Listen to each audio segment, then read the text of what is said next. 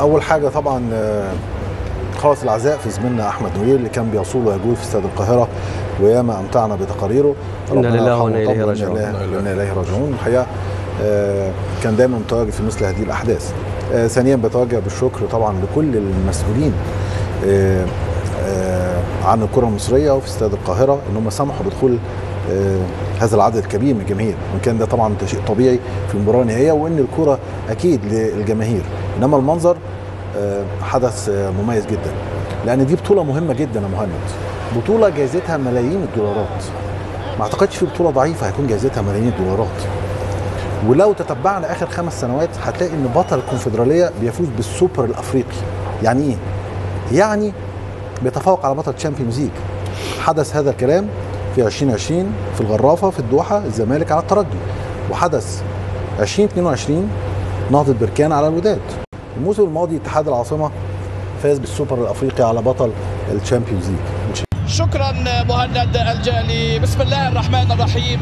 مشاهدينا متابعينا في كل مكان، حانت لحظة الحسم هنا وبالتحديد في اياب نهائي كأس الكونفدرالية الافريقية، كأس الاتحاد الافريقي النسخة 21 التي انطلقت بهذا المسمى منذ 2004 ما بين فريق نادي الزمالك المصري صاحب لقب في هذه البطولة 2019 على حساب المنافس النهارده اللي يواجه نادي الزمالك في مباراة اليوم وفريق نهضة بركان صاحب لقب قبل انطلاقة هذه المباراة. كما متابع طبعا رئيس الاتحاد الافريقي للقدم والسيد الدكتور اشرف وزير الشباب والرياضة هنا حوار خارج طبعا الملعب في مدرجات الملعب. لقاء الذهاب انتهى في ملعب نهضة بركان الفريق المغربي بهدفين مقابل هدف لصالح نهضة بركان. عصية حسام عبد المجيد وتاني استلام واحمد حمدي ترتد الكرة وادي شحاتة الى نداي ودونجا يسدد. يا ولد يا ولد يا ولد على البداية، يا ولد على البداية المهمة أو البدايات، مهمة أو البدايات. شوف الكرة العرض ونداي مش ممكن. التركيز مهم، التركيز مهم. كرة نداي قد تكون كرة الهدف الأول في 6 دقائق من الزمالك نارية، 6 دقائق نارية أمامنا أهو. الزمالك يضع فريق نهضة بركان في الثلث الأخير بملعبه. نداي عرضية خطيرة، كرات الحاتة وادي أمامنا الرأسية، لكن تدخل حمزة حمياني وسقوط حمزة حمياني في راية وفي تسلل على ابراهيم منظر. لم يسجل الزمالك. الكرة تتعلق العالية، صراع التحام، سقوط امامنا عمر جابر في كرة عالية احمد حمدي. لك وادي امامنا زيزو، الكرة ملعوبة وحمزة حمياني ولكن تطلع ركلة ركنية. كورة زيزو ملعوبة على القائم البعيد. عبد المجيد بص الضغط الزملكاوي جابوها منين؟ ادي امامنا زيزو يلم حلوة قوي وتعدي الكرة واحمد حمدي.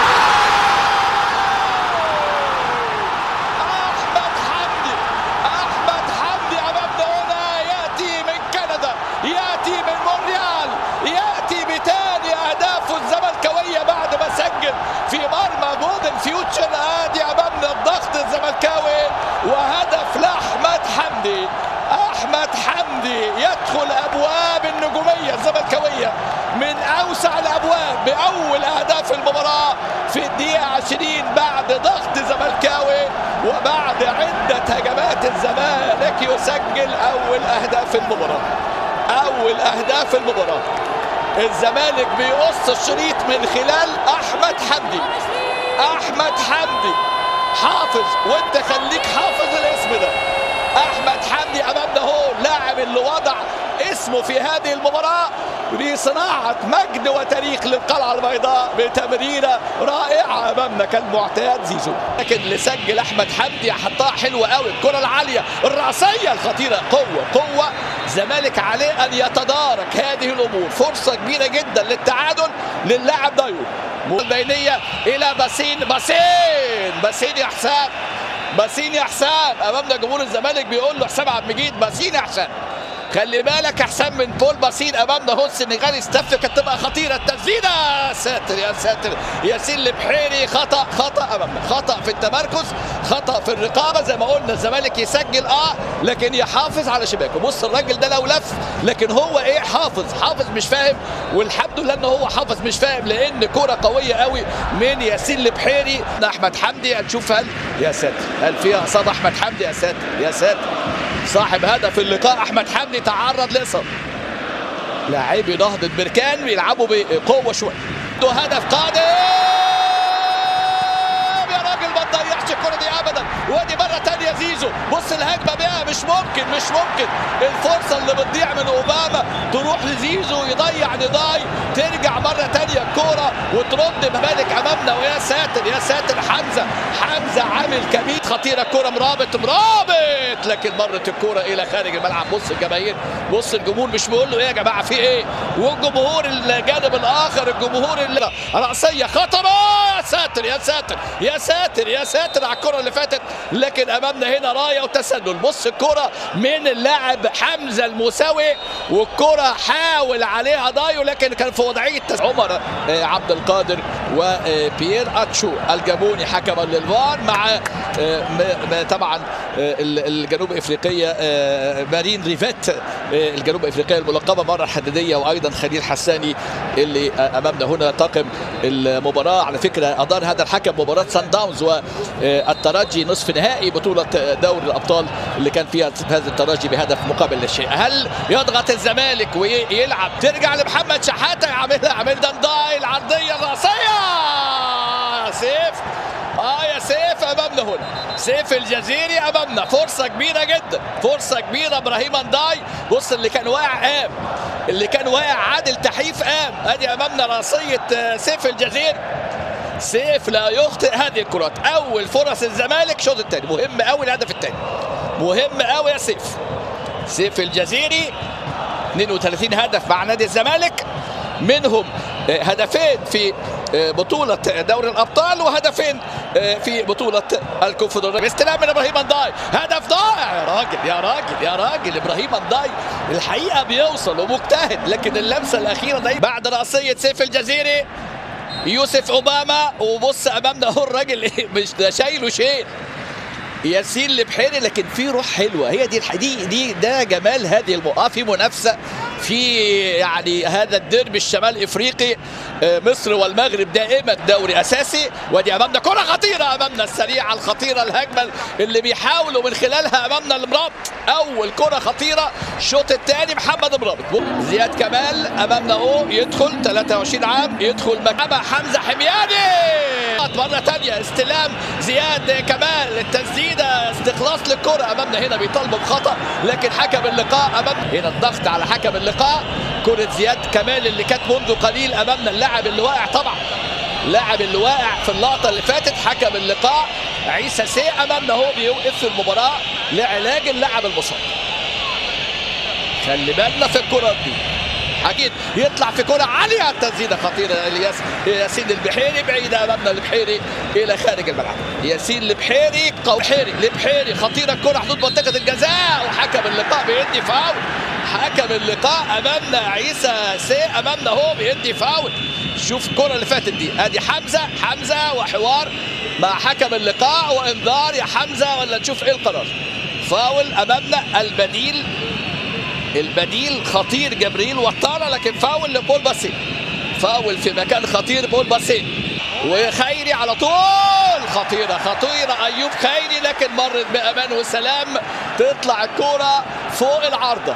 أيوب خيري حاول يشيلها من فوق الحائط البشري. بص أمامنا الإعادة، بص الإعادة، بص مين أهو، أدي على طول، أدي أمامنا الكورة سود، جمهور أسود ورا الزمالك في كل استاد موجود، ولقطة على المقصورة الرئيسية هنا في ملعب المباراة. بص هو النهارده هو ده السبب الرئيسي للفوز والانتصار.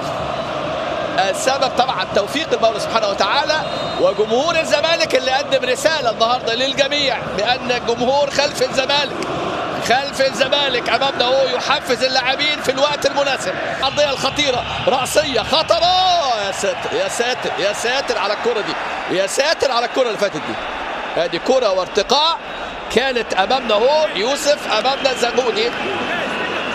شوف كره عاليه، الكرات العاليه بيعتمدوا عليها مميزين في الضربات. تدخل وفاول امامنا وتدخل عنيف، وممكن نشوف بطاقه حمراء.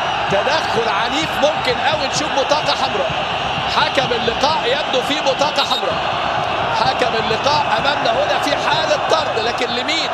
في حاله طرد، حاله طرد امامنا، حاله طرد للاعب اللي قاعد مستخبي ده. هو استلام، سيف. كل التوفيق للانديه المصريه، كل التوفيق للاهلي امام الترجي، كل النهايات السعيده ان شاء الله. وحكم اللقاء يعلنها الزمالك عاد اليكم، الزمالك عاد اليكم امامنا. الزمالك يعود، الفارس الابيض يعود، وفرحه بطوله واي بطوله من اداء رجولي للاعبين لجمهور يستحق هذه الفرحه. احمد حمدي الزمالك يكتفي بهدف عشان يحقق لقب هذه البطوله اللي بيضيفها لتاريخه، ويصبح للزمالك لقبين في هذه البطوله. ما زال الصفاقسي صاحب الارقام القياسيه. هارد لك الحقيقه نادي نهضه بركان بيصل ل4 نهائيات في اخر 5 سنوات، ويحقق اللقب مرتين، يخسر مرتين امامنا. جوميز بطولة كأس الاتحاد الافريقي. ومن جديد الى الزملاء في التعليق مع علي محمد علي وجواد بدر. شكرا مهند الجالي. لحظات طبعا تاريخية. نادي الزمالك الذي حقق في هذه الليلة وفي هذه الأمسية حقق لقب غالي المرة الثانية، لقب كأس الكونفدرالية. تحية حقيقة نهضة بركان على ما قدموه في هذه المباراة. فريق محترم، فريق وصل للنهائي في 4 مرات آخر. شيكا بوم أمامنا. هي لحظة من أجل الوصول أمامنا لإعلان الأفراح، أفراح 100 عوبس، الأتوبيس المكشوف النهاردة، والفرحة الكبيرة. والزمالك بطلا لكأس الكونفدرالية. مدرسة الفن والهندسة تفتح أبوابها في إفريقيا، ويعود الزمالك كأحد ملوك القارة الإفريقية بتتويجه بلقب إفريقي جديد، ببطولة غالية لجمهور كبير وجمهور رائع وجمهور يستحق في هذه الليلة. جمهور